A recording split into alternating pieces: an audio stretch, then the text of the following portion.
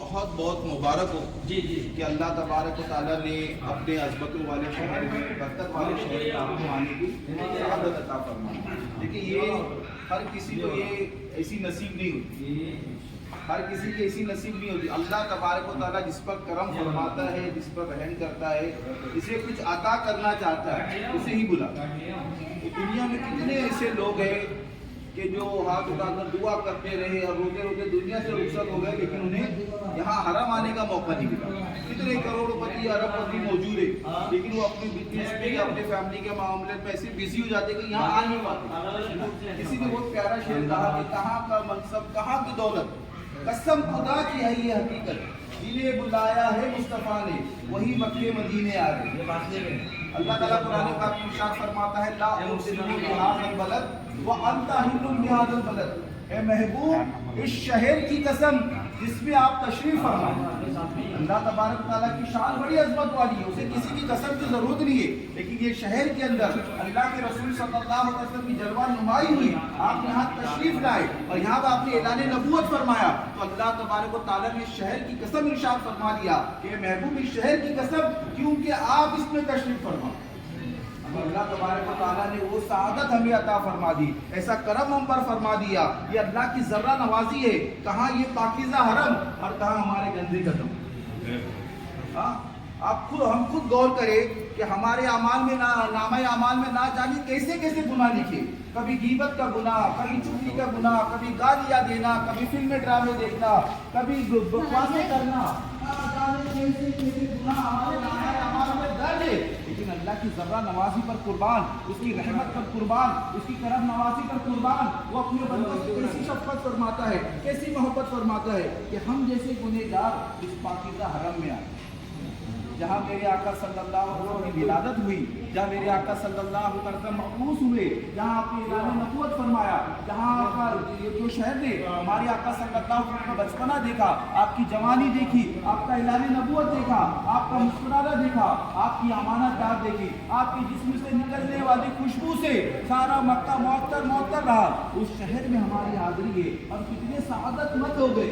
یعنی کیسا کرم فرما دیا, ہم وہاں موجود ہیں جہاں پر رحمت کے خزانے ہیں, ہم وہاں آ گئے جہاں مغفرت کی تقسیم کی جاتی ہے, ہم وہاں موجود ہیں جہاں لوگوں کی مغفرت کر دی جاتی ہے, ہم وہاں موجود ہیں جہاں معافی کے پروانے دیے جاتے ہیں, جہاں بندہ اللہ کا قرب حاصل کر لیتا ہے, جہاں اللہ کی رحمت کے خزانے کھلے ہوئے. اللہ تعالیٰ نے ایسا کرم فرما دیا, ہم جیسے گنہگاروں کو بلا لیا, تو کیوں نہ ہم اپنے گناہوں کی معافی کی تیاری کریں, کیوں نہ ہم یہاں سے ایسے ہی نہ جائے, بلکہ اپنے رب کو راضی کر کے جائے, اپنے گناہ کو مٹا کے جائے, اپنے درجات کو بلند کر کے جائے, اپنے رب کو ایسا راضی کر لے کہ ہمارا رب ہمیشہ ہمیشہ کے لیے ہم سے راضی ہو جائے.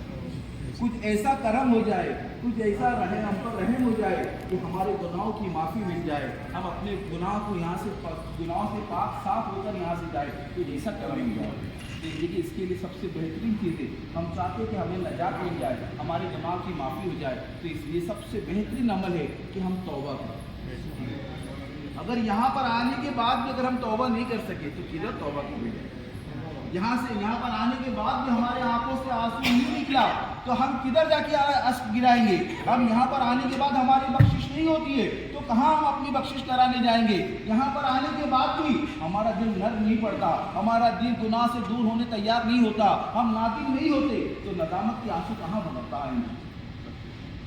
تو اپنی آنکھوں سے اشک بہانے کی کوشش کریں. کسی شاعر نے بڑا پیارا شعر کہا کہ رونے والی آنکھیں مانگو, رونا سب کا کام نہیں, عشق و محبت عام ہے لیکن سوز محبت عام نہیں. تو جو روتا ہے اس کا کام ہوتا ہے, جو رو رو کر پروردگار کی بارگاہ میں عرض کرتا ہے, اللہ تعالیٰ کی خصوصی عنایتیں اس کے اوپر ہوتی ہے. ویسا بھی طواف جو کعبہ کرتا ہے اس کے اوپر خصوصی اللہ کی رحمت اس کی طرف ہوتی ہے. تو کیوں نہ ہم اس پاکیزہ شہر میں رو رو کر اپنے گناہوں سے نادم ہو, معافی مانگے نا. اور ایک بڑے پیارے انداز میں کسی نے کہا کہ جب کسی کو عطا کرنا ہوتا ہے نا تو اسے بلایا جاتا ہے.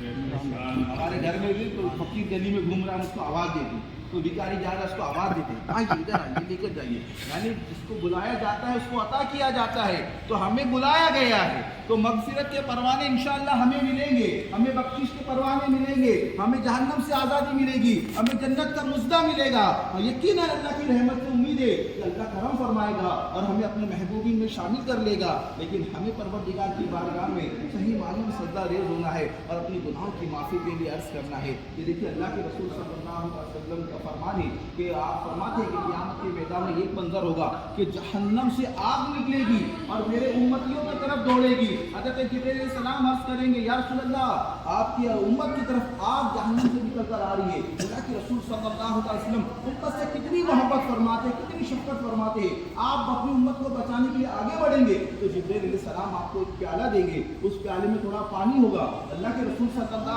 علیہ وسلم اس پیالے کے اندر جو پانی ہوگا اس آگ کی طرف ڈالیں گے تو آگ واپس جہنم میں چلی جائے گی۔ اللہ کے محبوب صلی اللہ علیہ وسلم ارشاد فرماتے ہیں اے جبرائیل یہ کیا ہے؟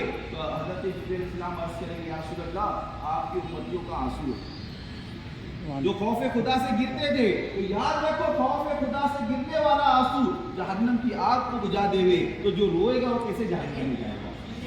اور جب امتیوں کے آنسو کا یہ عالم ہے تو رسول پاک کے آنسو کا عالم کیا ہوگا، ان کی اشکوں کا عالم کیا ہوگا؟ جو رب حبل امتی کی صدا بلند کرتے رہے ان کی صدا کے صدقے میں ہماری بخشش ہوگی، تو کیوں نہ ہم بنائیں رو کر خانے کعبہ کے سامنے دعا کریں، انشاءاللہ کریں گے۔ اللہ کے رسول صلی اللہ علیہ وسلم ارشاد فرماتے ہیں کہ کسی کے آنکھوں سے مکھی کے سر کے برابر آنسو نکل جائے گا تو اللہ تعالیٰ اس کی مغفرت فرمائے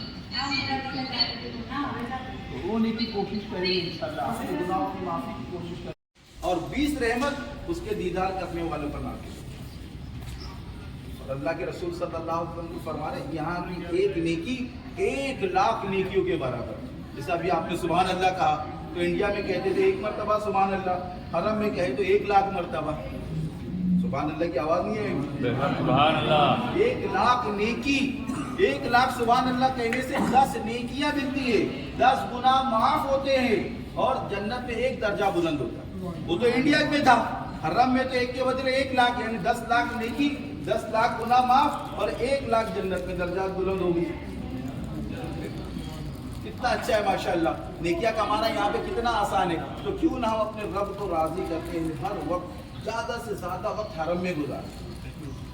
کھانے کا ناشتے کا جو ٹائم ہے وہ ہماری ضرورت کی چیز ہے، وہ نہیں کریں تو عبادت کیسے کریں؟